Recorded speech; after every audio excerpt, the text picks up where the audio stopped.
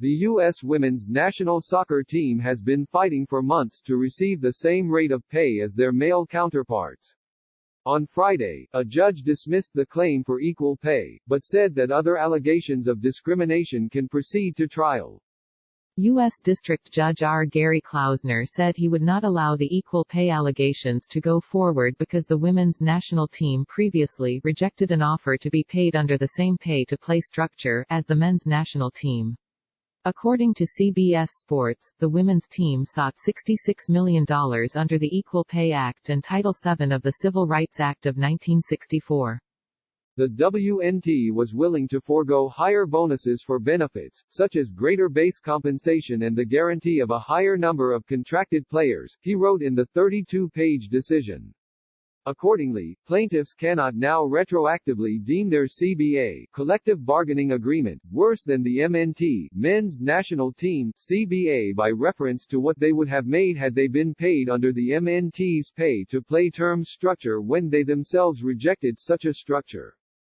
The teams claims that the U.S. Soccer Federation discriminated against them regarding the money spent on commercial airfare, hotel accommodations and medical and training support services will go to trial in federal court in Los Angeles. The trial is scheduled for June 16, according to the Associated Press. In a statement to CBS News, U.S. Soccer said it looks forward to working with the women's national team, to chart a positive path forward to grow the game both here at home and around the world. U.S. Soccer has long been the world leader for the women's game on and off the field, and we are committed to continuing that work to ensure our women's national team remains the best in the world and sets the standard for women's soccer, they said. U.S. Soccer argued in court documents that the U.S. women's team had less responsibility than the men's, and that men's soccer requires more skill. The women's team has won 4 FIFA World Cups and 4 Olympic medals. The men's team has not won either, according to the National Soccer Team site.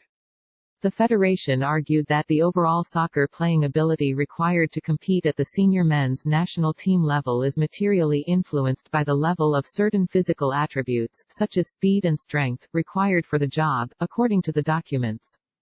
They also argued that the male and female players have materially different jobs, as the men's team has to deal with more hostile fans during international games.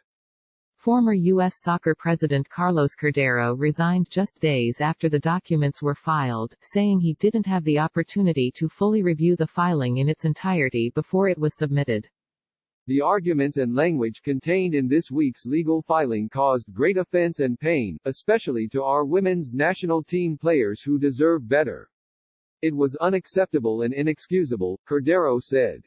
Molly Levinson, a spokesperson for the USWNT, posted on Twitter that the team is shocked and disappointed with the judge's ruling, but that they do not plan to give up on getting equal pay.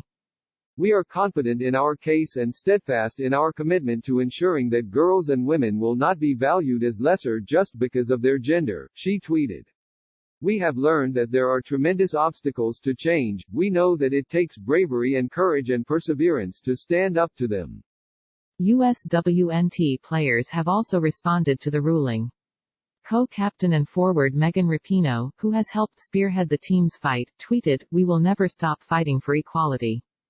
Fellow forward Tobin Heath tweeted, "This team never gives up and we're not going to start now."